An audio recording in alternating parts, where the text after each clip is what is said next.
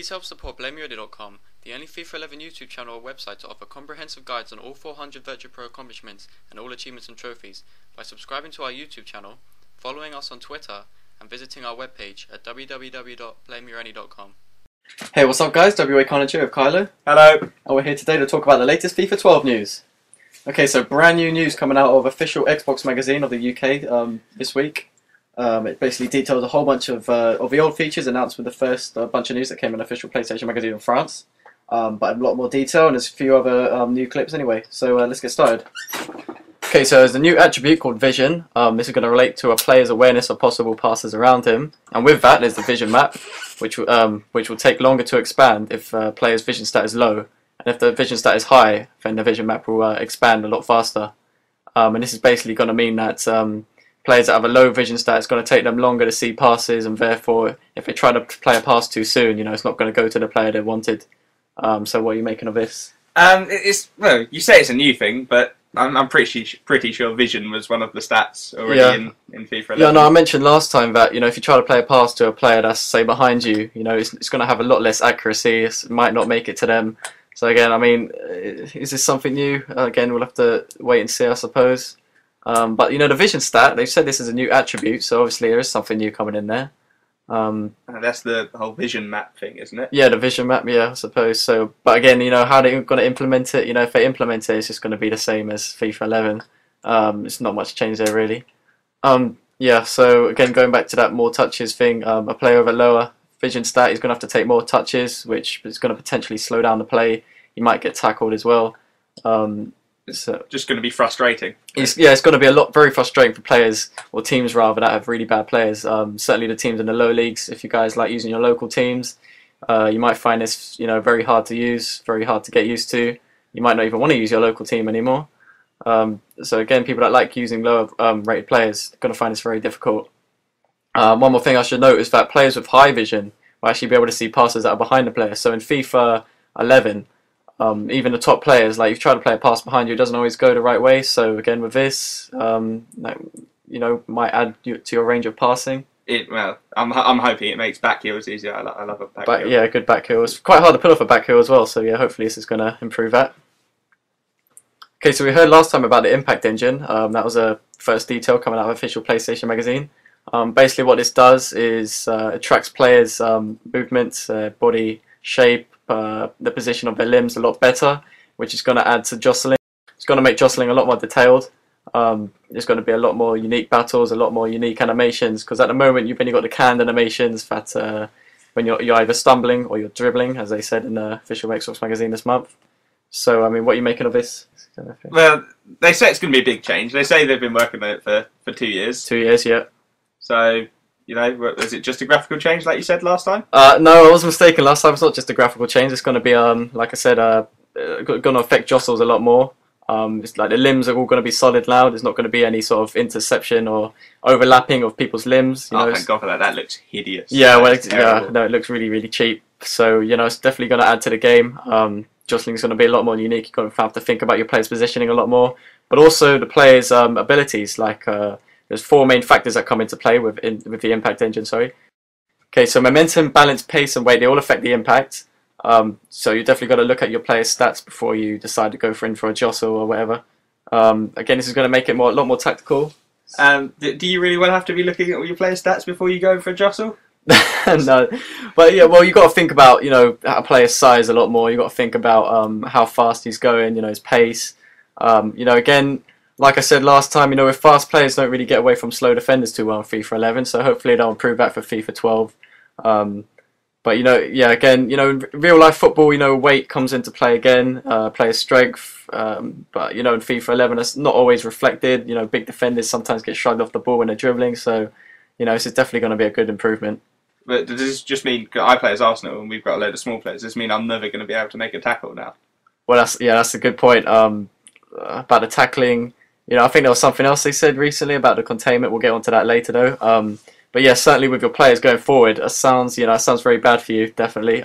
Yeah. I see you get shoved off the ball a lot. So yeah, that's definitely a bad point for you. So one example they gave in official Xbox magazine of the Impact Engine was if a player's trailing leg gets clipped, he'll get tripped, but will ultimately carry on running. But if his first leg, or his front leg, sorry, gets taken out, then he's going to fall to the ground. I don't think that's anything new, is it? That's in FIFA 11. If, Yeah, well, sort of, yeah. I certainly know from trying to hack people down when they go through and goal. Like if I'm behind them and I take out their behind leg, they'll just carry on going. But if I take out their front leg, they're going down to the ground. You do Mission accomplished. You like to complain as well if they don't go down. Yeah, like moaning at the game like it's the game's fault you're trying to hack people. Yeah, yeah, definitely. So again, we're gonna have to wait and see how that turns out. Also, the impact engine is going to play a part in injuries, depending on how big an impact you hit with your opponent. Say it's a big impact, a big heavy player coming in for a tackle, the chances of giving an injury to your opponent is going to be a lot more higher. It's worrying, really. It's worrying? Well, yeah, I don't do that. I'm going to have to start hacking. I think FIFA 12 is just going to be like a hacking game. A hacking game, yeah. Stoke fans, you're going to love this. Tony Pulis got it on pre-order. Yeah, Sam Allardyce. Jordan 4 copies. One for the family. So again, it's going to be going to have to see how that turns out. Hopefully it's not going to be too physical. And also the final point about the impact engine is actually going to be a joints calculator. Now this is going to calculate, torque, angle, momentum in your joints, such as your knees. So if you fall awkwardly, then you've got to do your knee in. What calculations they use to make that up? Surely. It sounds a little too complicated for EA to pull off. To be honest with you, it sounds overly complicated for anyone to pull off. I know. I mean, they've already thrown in the impact engine, a lot of new features in this one. I doubt they're actually going to implement that properly. And again, it's. Are they going to have stats for more injury-prone players? I know. I mean, the last thing we need is more stats. You know what I mean? They don't want to make the game too complicated. They don't want people to get scared off these new improvements. So they're definitely going to have to be careful with that. A lot of people don't like numbers. No. Okay, so another introduction into FIFA 12 is going to be self-injury. This is very interesting. You can now injure your own players without contact from the opposition. So emos will be happy. Yeah. Get your knives out.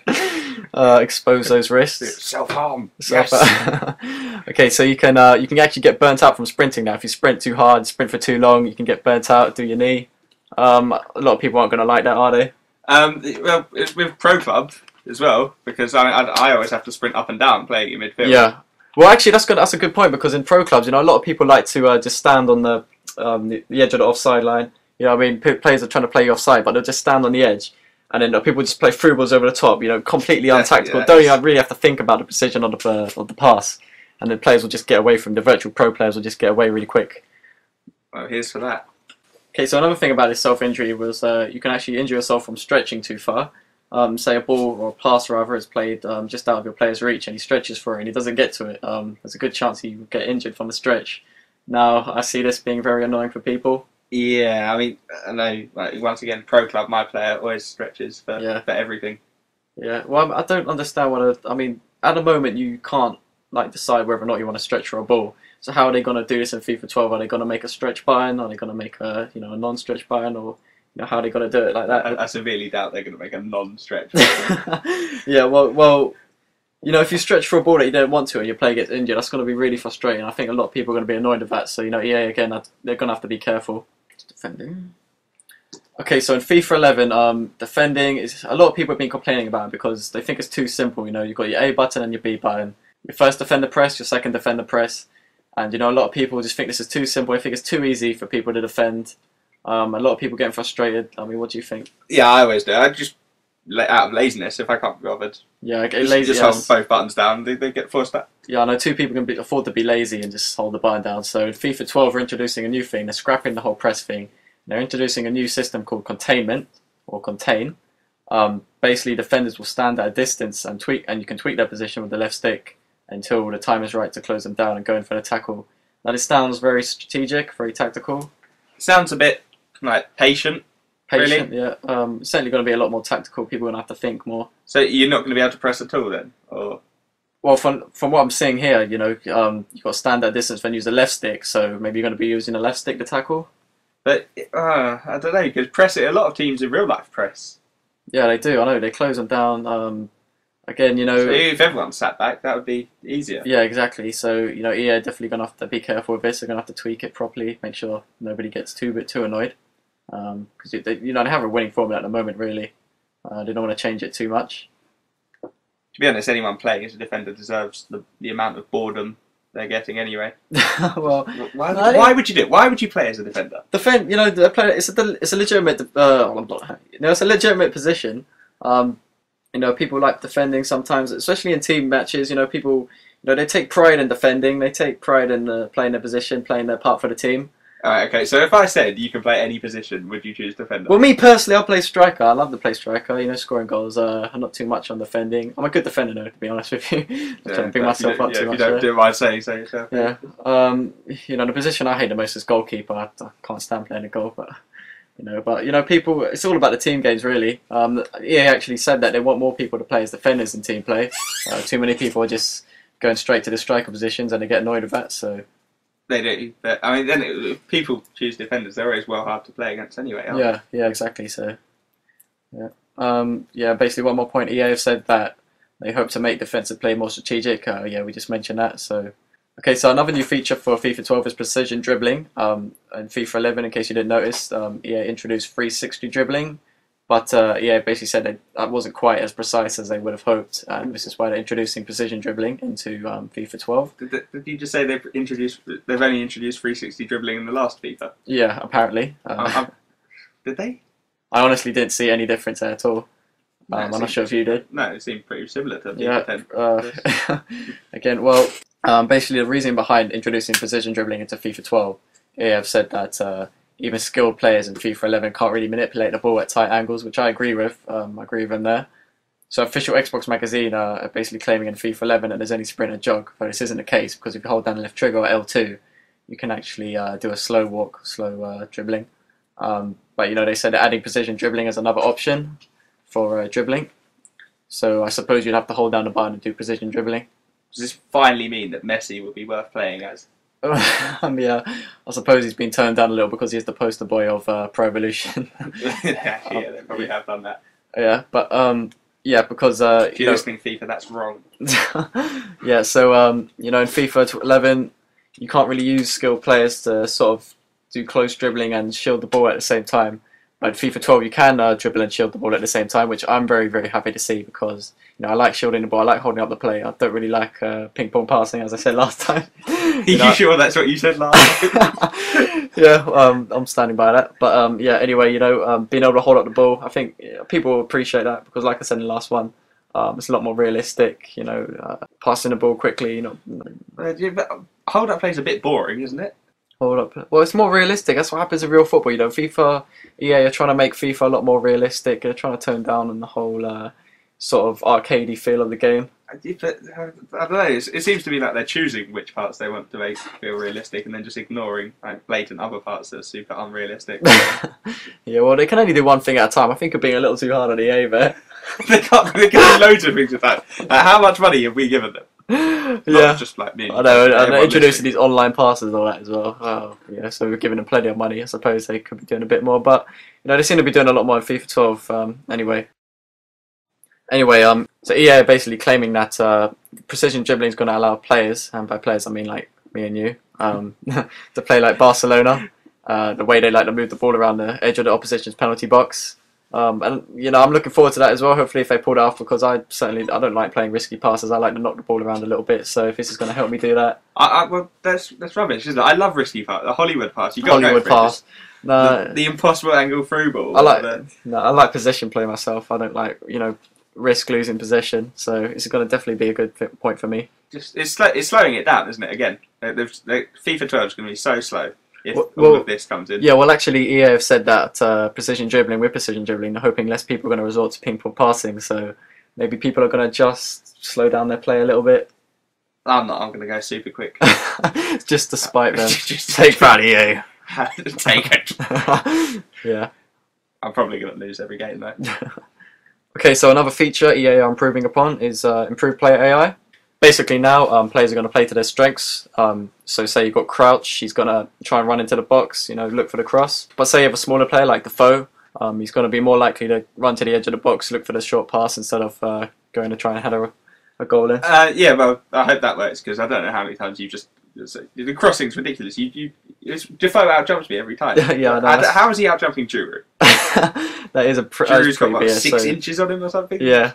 I know. At least if it's Crouch, you know, he's tall, so Yeah, it's well, I wouldn't mind. a little less frustrating. Also, Van Persie, the amount of times he runs out to the right. Yeah, Like, yeah, when he should be. Yeah, exactly. run anywhere but right. He doesn't. Just run left. You have a wonderful left foot. Yeah, exactly. Don't run right. Yeah, so yeah, they definitely need to improve on player AI. I know several times, like I'd go for a cross and Crouch would just run away. You know, not even in the box. So yeah, they definitely got to improve upon that, and they are.